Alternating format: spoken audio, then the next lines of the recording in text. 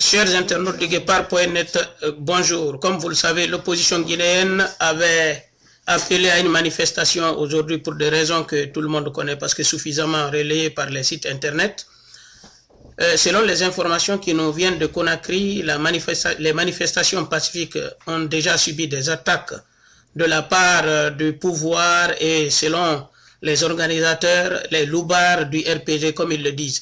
Nous avons le privilège d'avoir M. Mohamed Tal en ligne.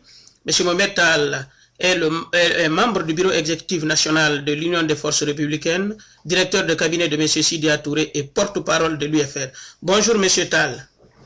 Bonjour. Alors, pouvez-vous nous dire directement ce qui se passe sur le terrain, s'il vous plaît?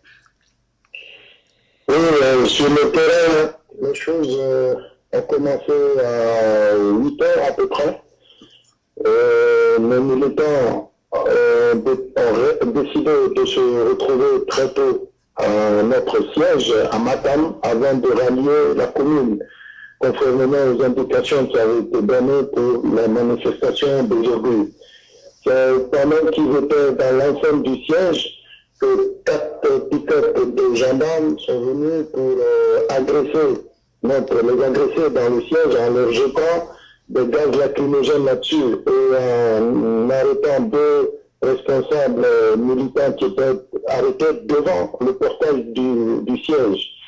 Malheureusement, les dérapages ne se sont pas arrêtés là.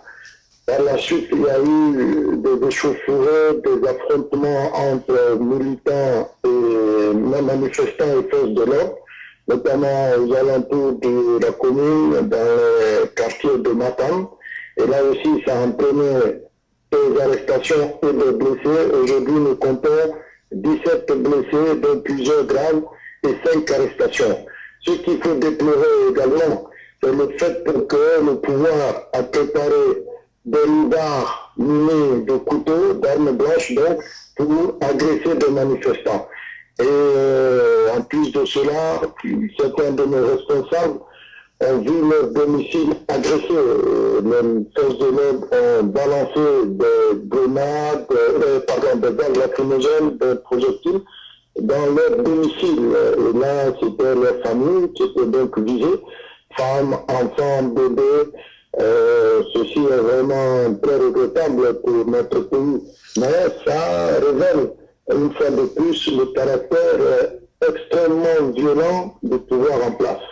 Monsieur Tal, est-ce que vous avez les nouvelles concernant les autres partis de l'opposition? Est-ce qu'ils ont subi aussi des agressions à votre connaissance?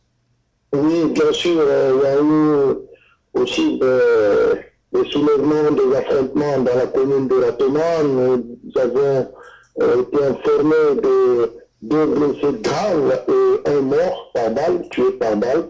Donc voilà ce que nous pouvons dire.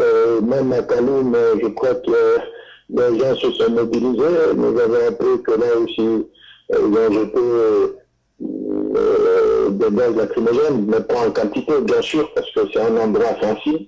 Bref, aujourd'hui, le bilan est assez lourd pour une manifestation pacifique. Une fois de plus, les forces de l'ordre ont provoqué les manifestants.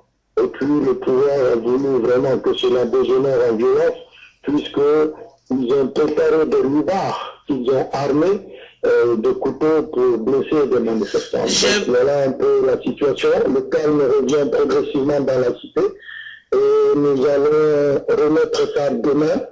Ce qui a été fait aujourd'hui, nous demanderons demain à nos militants de faire la même chose, c'est-à-dire de se mobiliser pour aller vers les différentes communes de Conakry. Donc, ce qui veut dire que la mobilisation ne faiblit pas, contrairement certainement à ce que voulait le pouvoir, c'est-à-dire vous effrayer, vous faire peur et comment dirais-je, vous porter des coups, parce que nous avons vu quand même des blessures avec plaies ouvertes au niveau des militants de l'UFR qui ont été attaqués, si j'ai bien compris, dans l'enceinte même de leur siège. Donc vous n'étiez pas d'abord sur les voies publiques, si j'ai bien compris. Non, bien entendu, on était, avant même de démarrer la manifestation, les militants ont été agressés dans leur siège.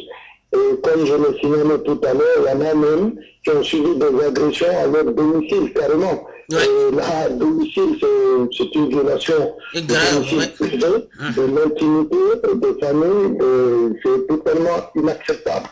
Et comme vous le savez, personne n'a jamais donné rendez-vous à un seul manifestant dans un domicile privé. Je ne vois pas pourquoi les forces de l'ordre iraient jusqu'à jeter des gaz, à s'attaquer au domicile de paisibles citoyens.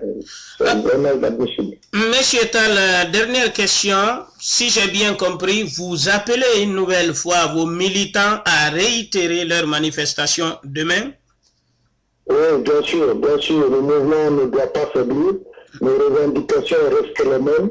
Et nous restons fermes sur nos positions. Nous demandons à l'ensemble de nos structures de travailler d'arrache-pied d'ici à demain pour réussir une grande et forte mobilisation pour que vraiment on se fasse entendre. Est-ce que vous avez pris des mesures contre des loupards? Ou bien cela, ça se fera dans la soirée ou quelque chose comme ça? Nous sommes en train de glaner des informations. Et bien entendu, en fonction des informations que nous aurons, le dossier évoluera probablement vers la justice. Maintenant, nous avons des informations et nous essayons d'avoir le maximum de précision autour des circonstances et des noms de ceux qui ont été blessés, arrêtés, avant d'envisager autre chose. Monsieur Tal, je sais que la situation est chaude, je vais vous libérer. Et en tout cas, nous ne manquerons pas de vous tendre notre micro dès que la situation l'exigera, parce que les Guinéens de l'extérieur sont vraiment aux aguets. Nous sommes à la recherche des informations et nous vous remercions de votre largesse. Merci beaucoup et du courage.